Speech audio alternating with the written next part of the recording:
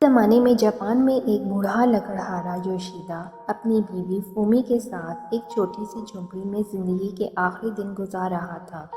یوشیدا روز صبح جنگل سے لکڑیاں لا کر گلی کوچوں میں بیچتا۔ اب اس کے بازوؤں میں اتنی طاقت نہ تھی کہ بڑے درخت کاٹتا، بس چھوٹے موٹے درخت اور جھاڑیاں کاٹ کر گزارا کر رہا تھا۔ فومی بھی اتنی کمزور ہو گئی تھی کہ اس سے 2 روٹیاں بھی مشکل سے پکتی تھیں۔ دن بھر کے کام کاج کے بعد دونوں بوڑھیا بوڑھے چولہے کے پاس بیٹھ کر ان سہانے دنوں کو یاد کر کے ٹھنڈی آہیں بھرتے جب وہ جوان تھے، اپنے بڑھاپے سے تنگ۔ بوڑھا بوڑھیا ایک دن رو رو کر دعا مانگنے لگے، اے پروردگار، تو جو چاہے کر سکتا ہے، بڑھاپے نے تو ہمیں اپاہج کر دیا ہے، تو ہمیں پھر سے جوان کر دے۔ دونوں روتے روتے سو گئے۔ صبح کے وقت یوشیدا کو ایسے معلوم ہوا جیسے کوئی اس سے کہہ رہا ہو، جلدی جنگل میں جا، وہاں خوش قسمتی تیرا انتظار کر رہی ہے۔ وہ آنکھیں ملتا ہوا اٹھا اور جھونپڑی سے باہر نکل گیا۔ جب وہ جنگل میں پہنچا، وہاں ہرے بھرے درخت خوشی سے جھوم رہے تھے۔ قریب ہی ایک چھوٹی سی پہاڑی میں سے ایک چشمہ بہہ رہا تھا۔ اس نے جھک کر چلو میں پانی بھرا اور پی لیا۔ یکایک اس کی جھکی ہوئی کمر سیدھی ہو گئی، جسم گوشت سے بھر گیا، کھال تن گئی۔ اس نے چشمے کے پانی میں اپنی شکل دیکھی تو حیران رہ گیا۔ وہ جوان ہو چکا تھا، اس کے سر کے بال سیاہ گھنے لمبے تھے۔ وہ خوشی سے بھاگتا ہوا گھر آیا۔ فومی اسے دیکھ کر حیران رہ گئی، بولی، ارے تو یوشیدا ہی ہے یا کوئی اور ہے؟ یوشیدا بولا، ارے بے وقوف، غور سے دیکھ، میں یوشیدا ہی ہوں، میں جوان ہو گیا ہوں، خدا نے ہماری سن لی ہے۔ ہماری کہاں، صرف تیری سن لی، میں تو بوڑھی ہی ہوں، فومی اداس ہو کر بولی۔ یوشیدا نے کہا، گھبرا مت، جنگل میں جا، وہاں جوانی کا چشمہ ہے، اس کا پانی پی، تو بھی جوان ہو جائے گی۔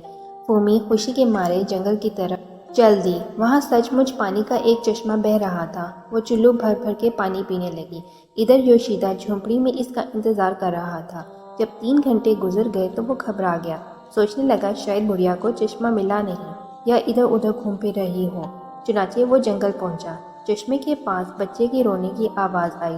آگے بڑھا تو کیا دیکھتا ہے کہ ایک ننھی سی بچی زمین پر بیٹھی زور زور سے رو رہی ہے۔ وہ سب کچھ سمجھ گیا۔ لالچی فومی ایک چلو پانی کے بجائے کئی چلو پی گئی تھی، اس لیے جوان کی بجائے بچی بن گئی۔ اس نے فومی کو گود میں اٹھایا اور گھر آ گیا۔ فومی بلک بلک کر رو رہی تھی۔ یوشیدا پچھتا رہا تھا، اب میں تیرے لیے دودھ کہاں سے لاؤں؟ دن میں کم سے کم 1 کلو تو پی ہی جائے گی، اتنا دودھ میں کس طرح خریدوں گا؟ وہ گھٹنوں کے بل جھک گیا اور بولا، اے پروردگار، ہمیں معاف کر دے، ہم سے بہت بڑی غلطی ہوئی، ہم نے تجھ سے وہ چیز مانگی جو نہیں مانگنی چاہیے تھی، ہمیں جوانی نہیں چاہیے، تو ہمیں ہمارا بڑھاپا واپس لوٹا دے۔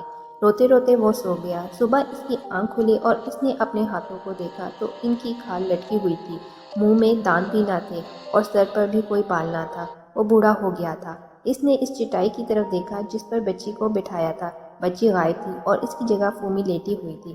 وہ پھر بوڑھی ہو گئی تھی۔ یوشیدا نے اسے بلایا اور پھر مسکرا کر بولا، فومی سنو، پودوں میں کلیاں آتی ہیں، کلیاں پھول بنتی ہیں اور پھول چند دن بعد مرجھا کر گر جاتے ہیں۔ اسی طرح انسان بچے سے جوان ہوتا ہے اور پھر بوڑھا ہو کر مر جاتا ہے۔